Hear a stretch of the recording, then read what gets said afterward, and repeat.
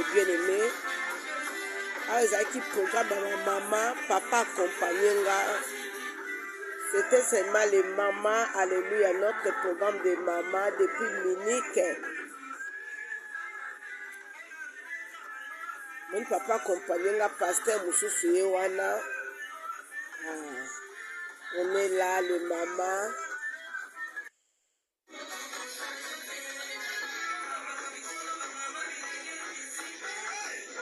Alléluia. Bon, mon maman va au kata danse.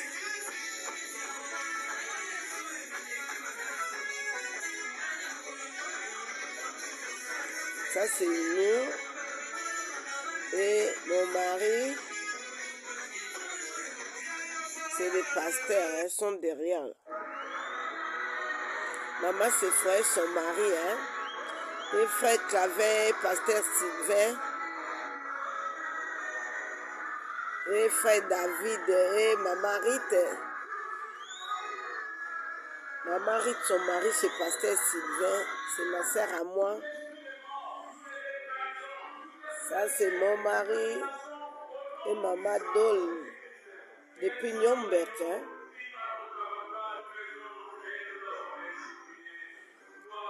Et sœur Marie aussi.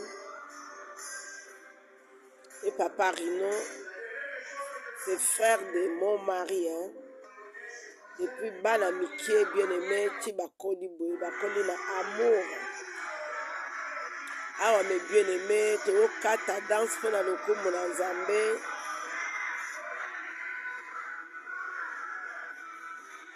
Na papa Rino, zoni mebi soye wana, yeah.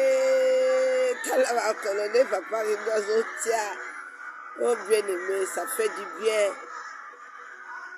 Alléluia. Shalom, shalom, mes bien-aimés dans le Seigneur. On est avec notre papa, Rino Vumbi.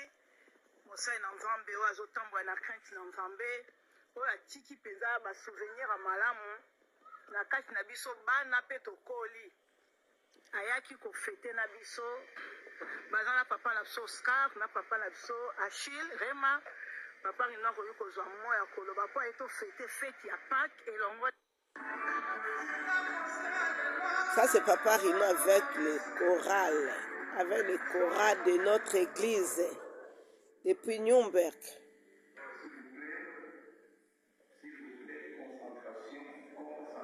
On est avec maman Angèle, maman Maggie. Ça, c'est papa Rino. On peut s'en aller par ordre. Alléluia. C'est notre papa.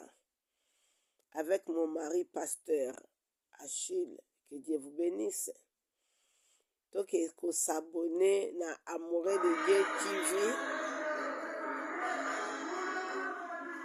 Toute maman se fera bando tato la bika mwana nzambe nzambe asalela enino. Pourquoi maman se fera zaka logique na nzambe? Pourquoi il craint Dieu bien-aimé? Sans que ba nzambe bien-aimé, mutu moko ta ko kota bokonzi na lola. Baloba yo logique bien-aimé, baloba makasi bien-aimé, ceux qui ont un intérêt dans Nzambe, gloire à l'agneau, pour Nzambe bien-aimé, tu as une logique, tu as une crainte en Nzambe, alléluia, pour comme dans Nzambe, ils ont le coup de Satayo Kassoni, alléluia. S'il y a les faux bien-aimés, il y a les vrais, alléluia, il y a les vrais, on est là, alléluia.